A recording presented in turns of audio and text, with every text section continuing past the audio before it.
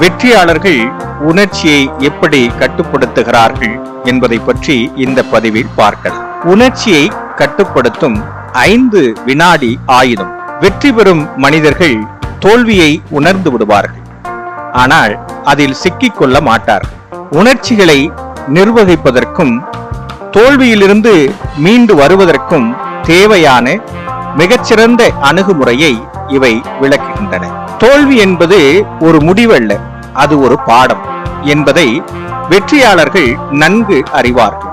5 வினாடி ஆயுதம் என்பது மெல் ராபின்ஸ் என்ற புகழ்பெற்ற எழுத்தாளர் அறிமுகப்படுத்திய 5 செகண்ட் ரூல் என்பதாகும். 5 வினாடி ஆயுதம், த 5 செகண்ட் ரூல். 5 வினாடி உணர்ச்சி ரீசெட் எப்படி செய்வது?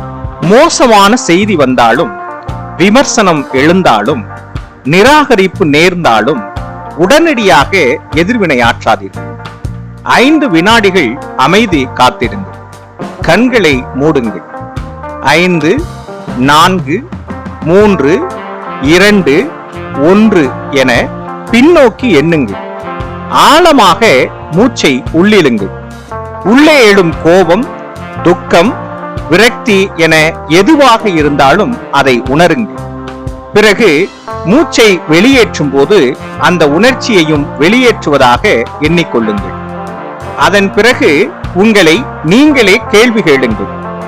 இது என் பிரதான இலக்கை உண்மையிலேயே பாதிக்கிறதா? பதில் இல்லை என்றால் அதை புறந்தள்ளிவிட்டு முன்னேறுங்கள். அறிவியல் என்ன சொல்கிறது என்றால், இது உங்கள் மூளையின் ப்ரீஃப்ரண்டல் கார்டெக்ஸ் பகுதியை தூண்டி பழக்கமான பயம் அல்லது தயக்கத்தை முறியடிக்க உதவுகிறது. எப்போதெல்லாம் உங்கள் மனம் ஒரு செயலை தவிர்க்கவே அல்லது ஒரு தேவையற்ற உணர்ச்சியில், கோபம், பயம், சோம்பல் இவற்றில் சிக்கிக் கொள்கிறதோ அப்போதெல்லாம் இந்த முறையை பயன்படுத்தி மீண்டு நீங்கள் வரலாம், வளமாக வாழலாம், நல்ல சிந்தனையோடு உங்களுடைய வாழ்க்கையை மேம்படுத்தலாம் என்று சொல்லி இந்த அழகியதொரு பதிவை நிறைவு செய்கின்றேன். மீண்டும் நல்லதொரு பதிவில் உங்களை சந்திக்கும் வரை உங்களிடமிருந்து விடைபெறுவது நான் காசி. நீங்கள் என் உறவுகள். நன்றி, வணக்கம்.